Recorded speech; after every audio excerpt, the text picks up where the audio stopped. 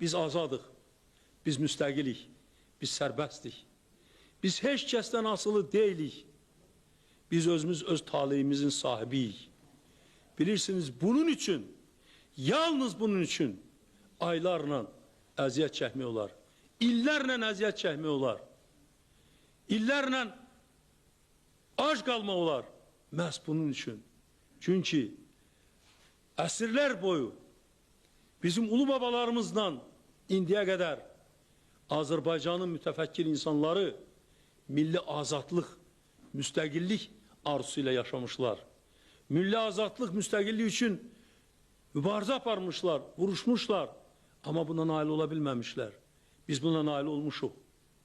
Və bilin ki, bunu indi əlimizdə saxlamaq, bunu qorumaq hər bir insanın canından da onun üçün artıqdır.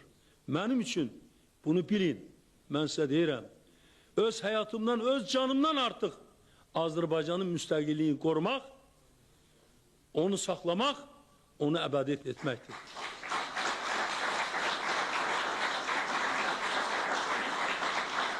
Ona da əmin ola bilərsiniz ki, Azərbaycanın devlətinin, Azərbaycan prezidentinin apardığı siyasət və həyata keçirdiyi tədbirlər Azərbaycanın devlət müstəqilliyini günü-gündən möhkəmləndirir və günü-gündən yüksəklərə qaldırır. Və bilin, mən Azərbaycanın devlət başçısı kimi deyirəm, bundan sonra Azərbaycan heç kəsdən asılı olmayacaqdır.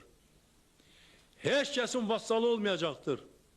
Ancaq özü öz taleyini hər gün həll edəcək və öz gələcəyini həll edəcəkdir. Müstəqil, sərbəst olacaqdır həmişə.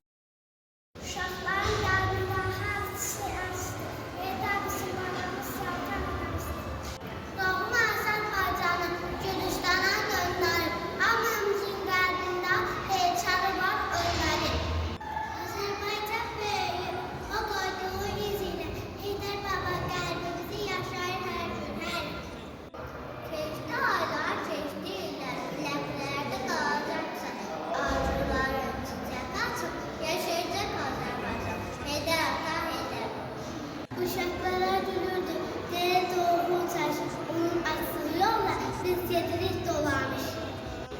Ne kadar Azerbaycan var, ne kadar millet var, ne kadar halkların halkı yaşıyor.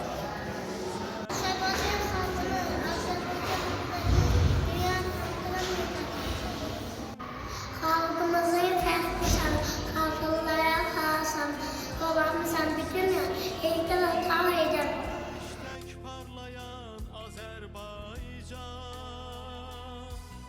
Adınla yaşayır.